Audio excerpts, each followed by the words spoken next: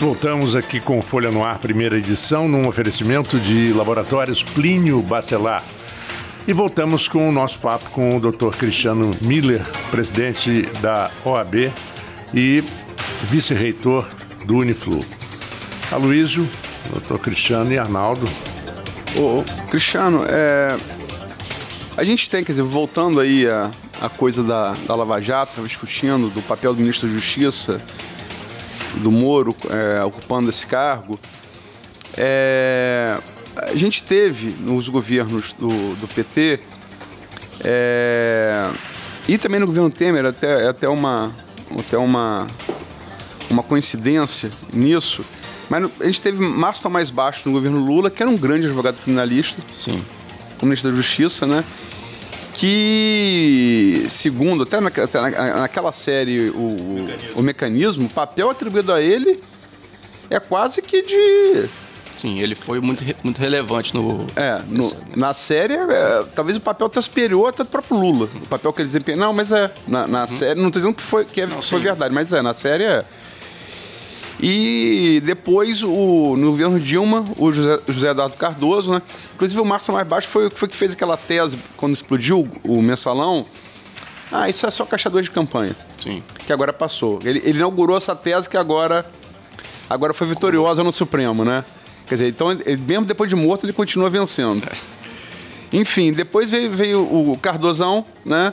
Que também foi um advogado de defesa esforçado de Dilma, que a cliente não ajudava muito, mas foi.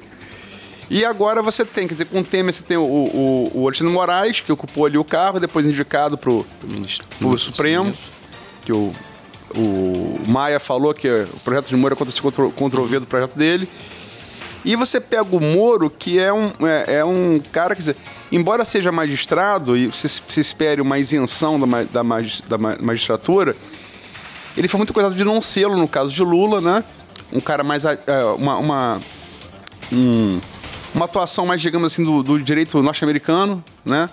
Uma atuação mais forte, mais baseada em jurisprudência do que em lei. Enfim, como é que você vê essa mudança de perfil de advogado de defesa para uma postura mais ativa no governo Bolsonaro?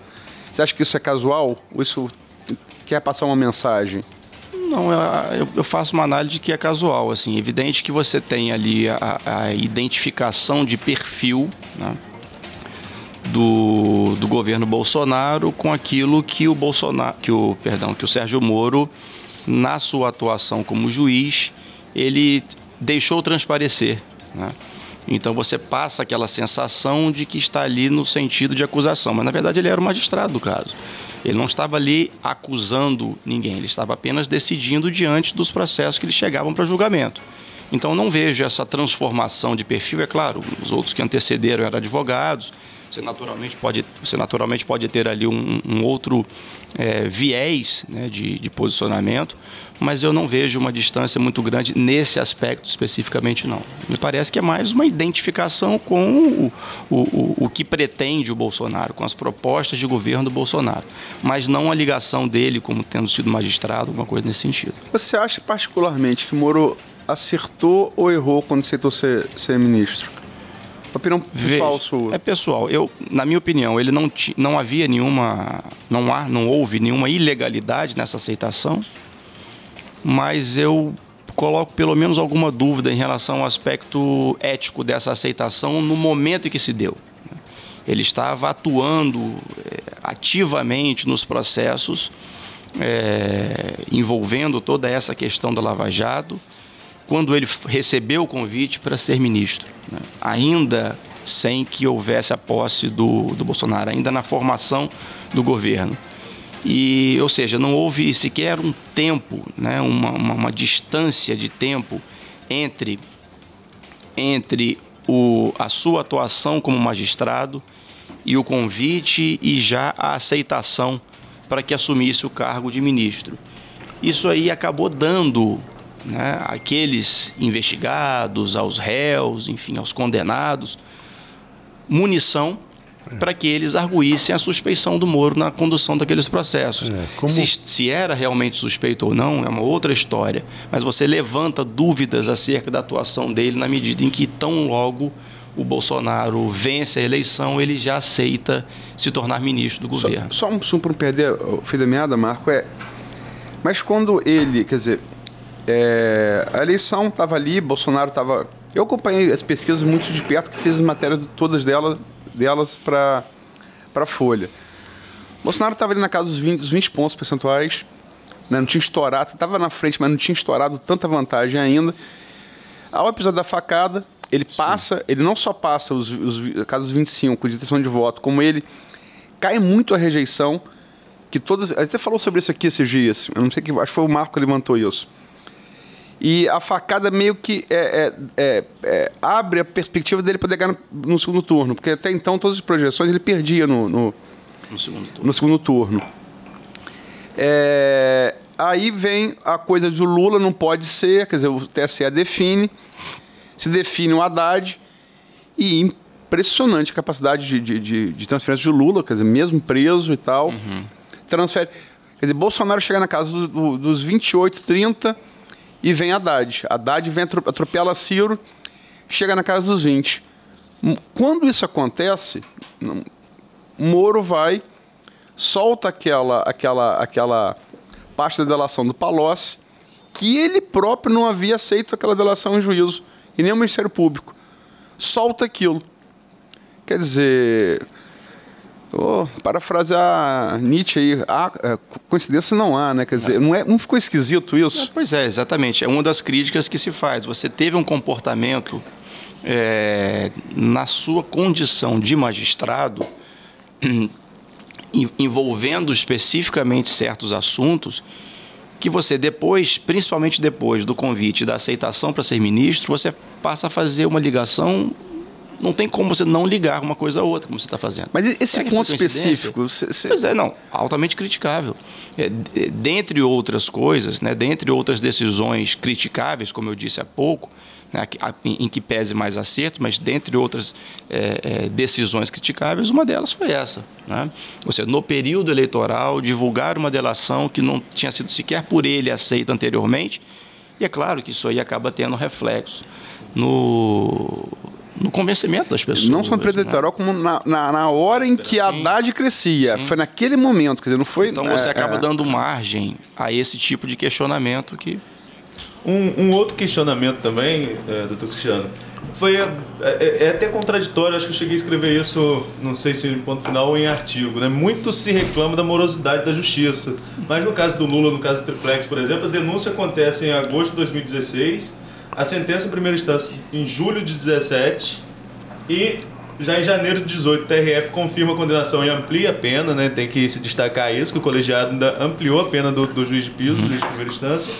E menos de 3 meses depois, confirma a condenação e logo o mandado de prisão do Lula é expedido em segunda instância. Acho que é um assunto que a gente vai falar depois ainda, essa questão de prisão em segunda instância.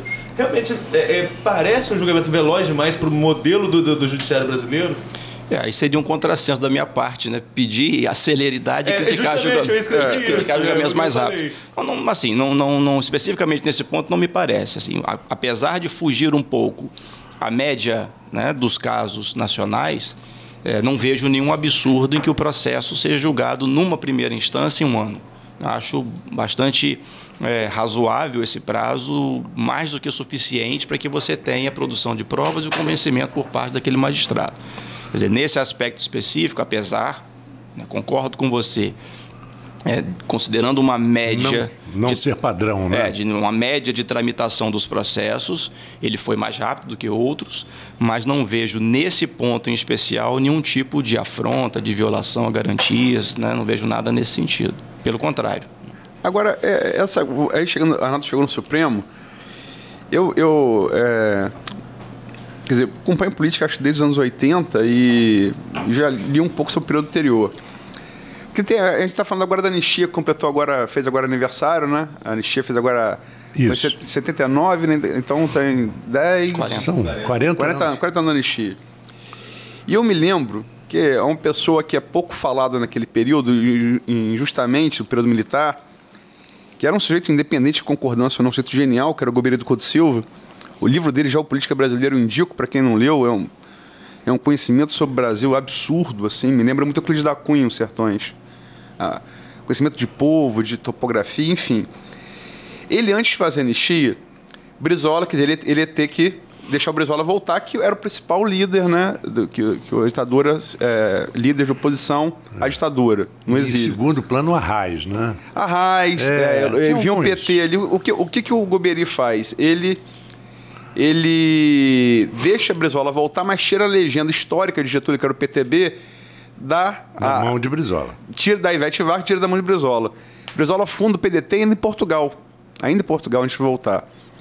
E permite que o PT seja aberto no ABC Paulista, ali juntando USP, né, esquerda católica e sindicatos, formem o PT. Porque o que ele faz? Ele racha o trabalhismo brasileiro.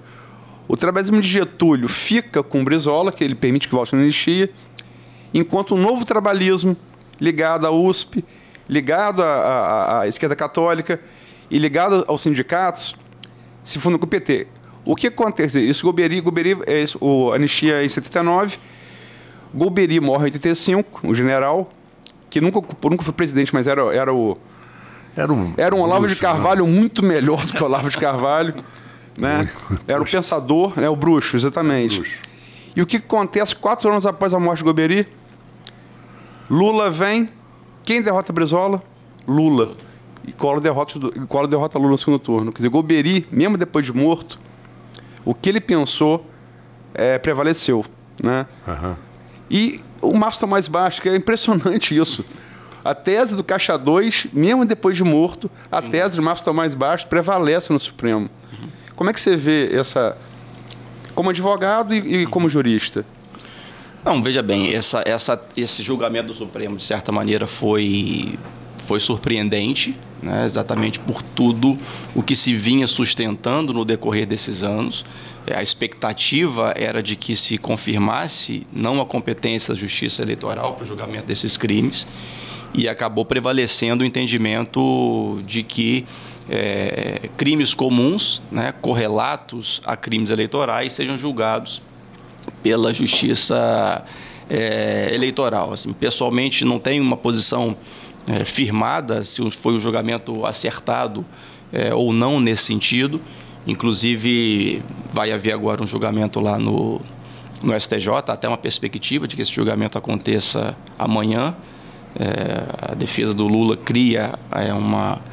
passou a criar uma esperança acerca desse julgamento, que é envolvendo o caso do Triplex, né? Querendo fazer uma associação com esse julgamento ocorrido no Supremo para tentar retirar a competência e anular todo o processo e levar para a Justiça Eleitoral.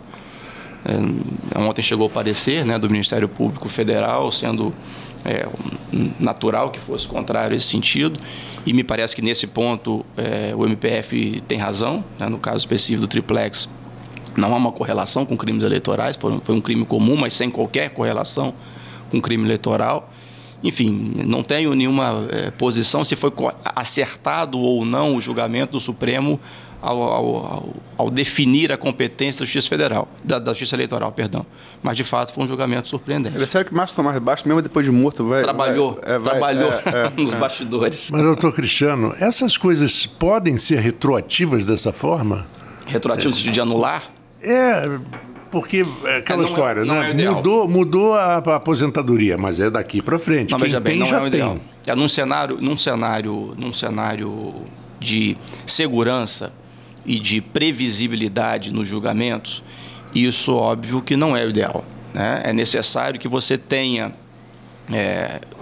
Veja, no Brasil atualmente, diferente do que nós tínhamos anos atrás, é preciso que a gente se convença de que o nosso direito ele vai muito além da legislação.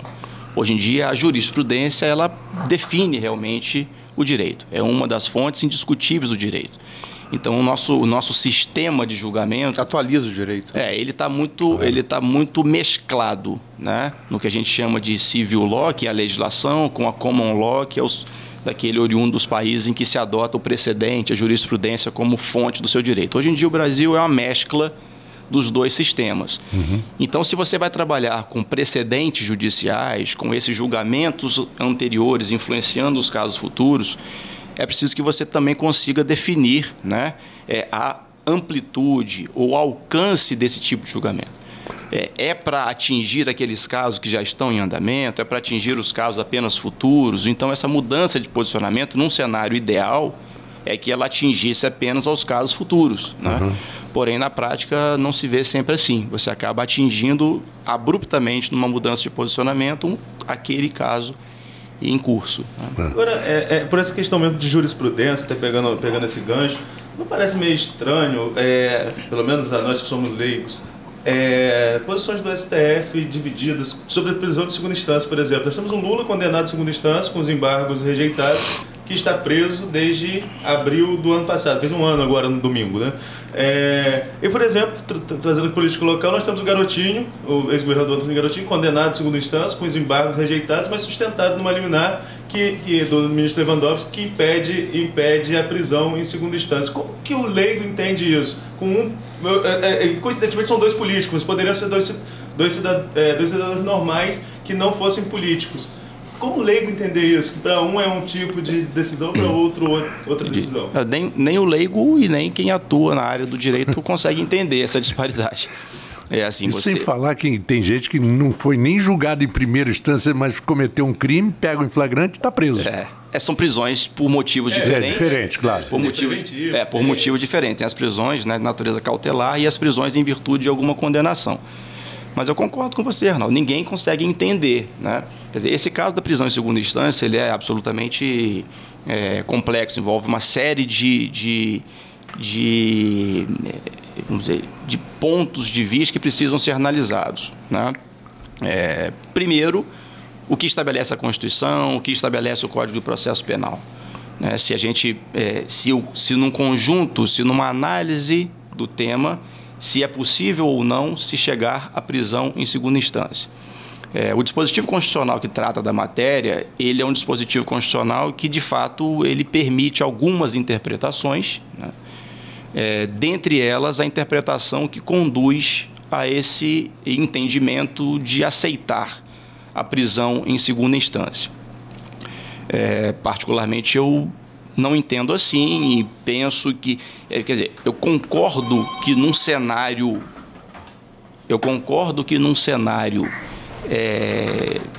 de ideal, de justiça ideal, devesse ser assim. Tá? Concordo com a prisão em segunda instância. Me parece que você já teve o transcurso daquele processo, tempo necessário para que se exercesse adequadamente o direito de defesa, numa primeira instância, num segundo julgamento, e tendo a colegiado, a confirmação, né? E parece que isso é absolutamente aceitável, a prisão em segunda instância. O problema é como que o nosso ordenamento jurídico disciplina essa matéria, né? Como eu disse, o dispositivo constitucional compreende algumas interpretações. Pessoalmente, entendo que a interpretação adequada conduz para a não permissão da prisão em segunda instância, né? No entanto, o entendimento do Supremo foi no sentido oposto, né? O Supremo, a posição atual do Supremo é dar a esse dispositivo legal uma interpretação que permite a prisão em segunda instância. E aí vem o segundo ponto, ou o segundo problema desse mesmo tema, né? Essa instabilidade do Supremo no que toca a certos temas, especificamente no tocante a esse tema de prisão em segunda instância. Não só a instabilidade de hora se posiciona num sentido e agora a expectativa de um novo julgamento para reverter ou para inverter o seu posicionamento anterior, como a instabilidade nos casos que chegam para ele, como você mesmo mencionou.